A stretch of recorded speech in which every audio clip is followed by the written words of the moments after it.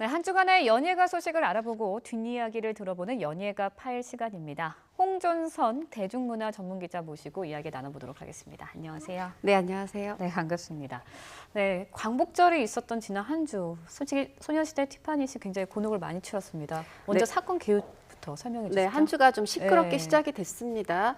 이제 8월 15일에 이제 알려진 건데 사실은 이 티파니 양이 네. 일본에서 8월 13일, 14일 콘서트가 있었어요. 네, 그리고 이제 8월 14일 날 네. 끝나고 이제 일본 국기 일장기와 하트 모양의 어떤 글을 SNS에 올렸습니다. 근데 그걸 보고 이제 팬 중에 한 분이 다른 때는 몰라도 광복절이니까 좀 불편하다 조언을 했고 그래서 삭제를 했습니다. 그런데 바로 다음 날 하필이면 또 광복절에 그 SNS가 아닌 다른 동영상 관련 SNS에 거기다가 이번엔 아예 도쿄라고 쓰여 있는데 그 이모티콘에는 우길승천기죠. 네. 그 제2차 세계대전을 일으킨 일본의 군국주의를 상징하는 우길승천기 모양이 이모티콘으로 된 그런 도쿄라는 글씨를 올렸어요. 네. 하다 보니까 이제 팬들은 좀 이게 오해일 수도 있습니다만은, 그러니까 티파니 씨가 이게 우길승천기인지 몰랐을 수도 있습니다만은, 아니 어떻게 일장기를 삭제하라고 했는데 더 심한 이 군국주의의 상징인 우길승천기 이모티콘을 올리느냐 하면서 굉장히 화가 났고요. 그래서 지금 이제 티파니 씨가 출연 중인 예능 프로그램의 시청자 게시판에 하차를 요구하는 그런 항의성 댓글이 본물을 이뤘습니다. 그렇다고 해서 SNS에 티파니 씨가 사과문도 올렸는데 그것 또한 지금은 별로 사과로 받아들여지지 않고 있는 분위기거든요. 네, 물론 이제 자필로 썼는데요. 네. 이제 이 내용을 보면은 무엇을 잘못했다라는 그 잘못한 내용이 없습니다. 네. 그리고 광복이라든가 이런 단어 한마디도 들어있지 않습니다. 뭐 일장기, 뭐 우길기 이런 말도 없고요. 하다 보니까 이거 그냥 사건 무마용으로 진심 없이 써내려간 뭐 사과문이 아니냐라는 것부터 혹시 뭐 소속사에서 이렇게 써준 거를 그냥 자필로만 옮긴 거 아니냐라는, 이건 물론 그냥 해석이고 추측일 뿐입니다만 그런 식의 어떤 고깝게 보는 시선들이 존재했던 게 사실입니다. 네, 솔직히 이번 일로 티파니 씨는 출연하던 무슨 예능 프로그램에서도 하차를 하고 사과하는 모습을 보였는데 아이돌의 역사인식 부재 이번이 처음은 아니잖아요. 네, 사실은 이게 이제 더 안타까운 게 얼마 전에 이 AOA 설영가 지민 씨가 양이 그 예능 프로그램에서 안중근 의사의 얼굴을 놓고 누구냐라고 묻는 부분에 있어서 뭐 이토 히로부미다,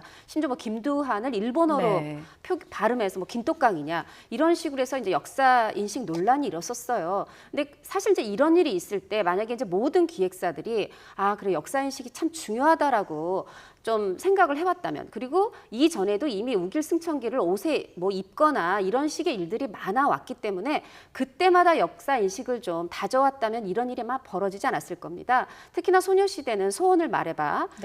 이제 2009년에 노래를 발표했을 때 앨범 재킷에 그 가미가제 특공대가 탔던 비행기 제로센의 모양이 있어서 아예 앨범 재킷을 다 환수했다가 그런 일도 있었어요. 그랬는데도 결국은 이런 일이 벌어질 때마다 이번만 잘 넘어가면 된다. 그냥 남의 그룹 일이다. 이런 식으로 생각하기 때문에 반복되지 않나 싶고요. 저는 이 연예인 개인보다 소속사에게 더 큰 어떤 질책을 하고 싶은 게, 사실은 이 SM에서 과연 8월 13일, 14일에 일본에서 그런 대형 SM타운이라는 콘서트를 이 뭐 슈퍼주니어, 엑소, 소녀시대와 함께 벌여서 이런 환호의 분위기를 만들지 않았다면 어떤 말하자면은 티파니 씨가 이렇게 좀 흥분돼 있고 어떤 개념 없는 행동을 했을까? 적어도 기획사가 한류를 일으키는 건 좋지만 날짜는 광복절은 피했어야 된다. 그 광복절 부근은 그런 생각도 들고요. 또 평상시에 굉장히 역사인식이 중요하다는 생각하에 이 어린 친구들이 사실 10대 때부터 거의 학교에 가지 않고 합숙 생활을 하잖아요. 하다 보니까 여러 가지 뭐 연애를 단속한다 이런 규정, 규율만 만들 게 아니라 사실 역사 인식에 대해서 역사 공부도 충분히 시켜야 된다는 생각을 해봅니다. 네, 그런가 하면요. 한쪽 입장에서는 너무 아이돌한테 이런 역사 인식 부재에 대해서 대하는 잣대가 너무 엄격한 거 아니냐 이런 목소리도 있거든요. 그게 어떻게 보십니까? 저는 만약에 사생활 문제에 있어서 연예인에게만 너무 가혹한 게 아니냐라는 거는 올바른 지적이라고 생각을 합니다. 그들도 한 명의 자연인이고요. 사생활 부분에서는요. 그러나 이런 SNS 활동은 분명히 어떤 연예인의 그 공적인 가수 활동과 본인들의 본업과 이어지는 활동입니다. 그렇기 때문에 저는 연예인에게만 가혹하냐가 아니라 연예인이기에 좀 더 그 엄정한 잣대로 대중이 바라보는 게 맞다라고 생각이 듭니다. 네, 그런가 하면요. 중국에서 한참 활동을 하고 있는 황치열 씨가 뭐 중국판 나는 가수다 프로그램에서 통편집이 되는 일이 있었다고요? 나는 가수다 이제 프로그램에서 이제 굉장히 인기를 네. 얻어서 굉장한 이제 그 탑 가수가 황찌리라는 신드롬을 일으킬 정도로, 그리고 많은 분들이 요 미니 하트를 그 황치열 씨를 따라서 네, 네. 많은 중국도 사람들이 했었죠.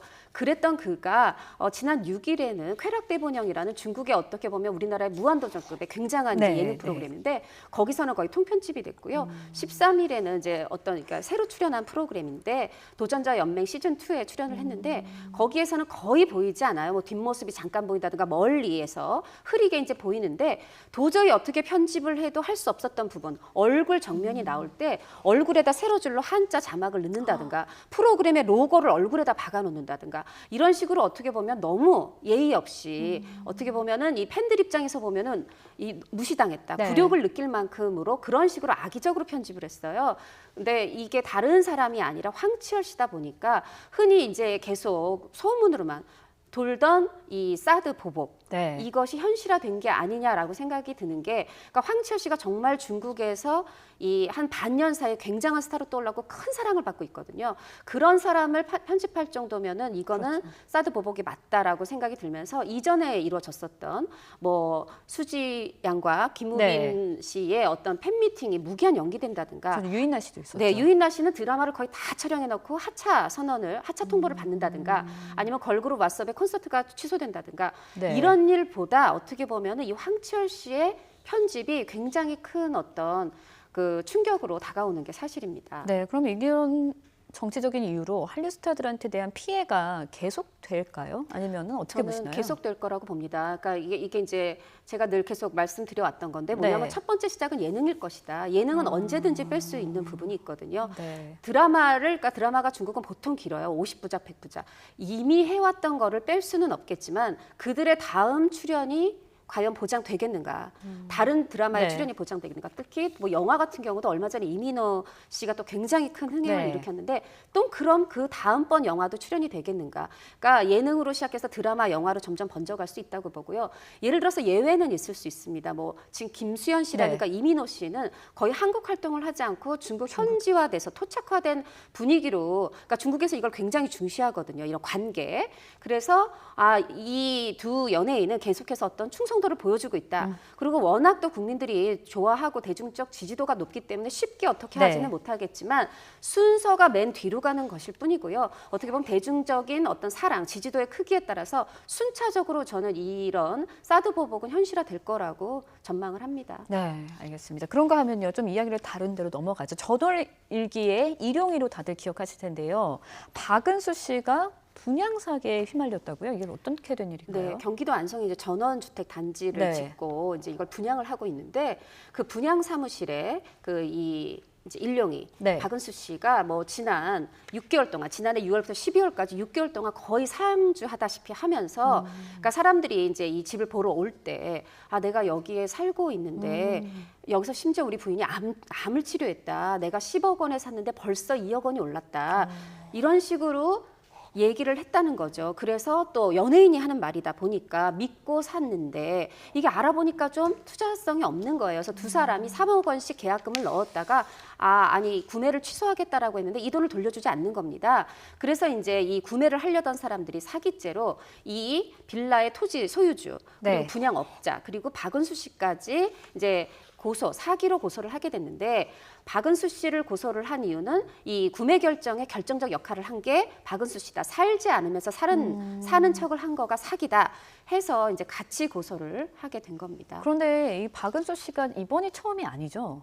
그렇습니다. 2008년, 9년, 또 지난해, 올해 벌써 4번째인데요. 2008년에는 본인이 영화사를 차리겠다 하면서 투자금 한 4천만 원을 받았어요. 그래서 또 벌금형을 받았었고, 네. 그 이듬해 2009년에는 바로 영화 기획사 사무실을 인테리어를 하면서 8,600만 원의 공사 대금을 지급하지 않아서 또 마찬가지로 사기 그 혐의로 고소가 됐는데, 당시에는 채무도 한 3억 원이 되고 거의 뭐 이 사무실의 월세도 못 낼 지경이었으면서 네. 8,600만 원의 인테리어 공사를 했다는 건 처음부터 대금을 낼 의지가 없었다. 그것으로 보고 징역 8호를 받았었어요. 근데 그걸 이제 항소를 해서 다시 이제 벌금형으로 감형이 되긴 했었고요. 그리고 지난해에는 뭐 고급 도자기도 아닌데 네. 이게 고급 도자기라고 속여서 500만 원을 또 담보로 돈을 빌렸습니다. 네. 그리고 요번에 또 전원 주택 사기까지 벌써 4번째네요. 네. 그런가 하면 또 좀 안타까운 소식인데 윤재문 씨 음주운전 소식을 전해드렸는데 재판에 넘겨졌어요. 판결이 나왔나요? 어떻게 됐나요? 판결이 나왔습니다. 네, 뭐 이제 요번에 징역 8월에 집행유예 2년이 나왔는데, 그러니까 또 어떤 분들은 결국은 집행유예네 하실 수도 있지만 실형을 받았다는 거는 이제 우리가 흔히 하는 말로 이제 호적에 빨간 줄이 가는 건데요. 사실은 그 전에 그러니까 다른 연예인들에 비춰볼 때 대부분은 벌금형, 일반인 우리 같은 사람들도 국민들도 벌금형에 그칩니다. 네. 근데 이례적으로 이렇게 실형을 낸 이유는 이 윤재문 씨의 음주운전이 벌써 3번째예요. 네, 2010년 4월에 네. 벌금을 그래서 150만 원을 받았었고 2013년 10월에는 또 250만 원을 받았었어요. 이번에도 이 수치가 0.104 네. 면허 취소 수준이고 이게 반복되다 보니까 이번에는 이 실형에다가 이제 준법 운전 네. 강의 40시간도 들어라 이런 이제 명령을 같이 받게 됐는데 저는 이게 지금 재판부가 점점 음주운전 상습적인 음주운전에 대해서 굉장히 강력하게 처벌하는 걸 환영하는데요. 네. 강인 씨도 사실은 요번에 2번째 음주운전이었고 검찰이 700만 원 약식 기소를 했어요. 근데 재판부가 지금 정식으로 재판에 회부해서 판결을 기다리고 있습니다. 그리고 미국에서는 지난 6월에 네. 음주운전을 9번을 한 그 미국 시민에게 종신형을 내렸어요. 그러니까 저희 우리나라에서도 이런 상습적인 음주운전에 네. 대해서는 보다 강력한 처벌이 이루어지길 기대합니다. 네, 알겠습니다. 한 주간의 연예가 소식 대중문화 전문 기자 홍정성 기자와 함께 이야기 나눠봤습니다. 오늘 말씀 고맙습니다.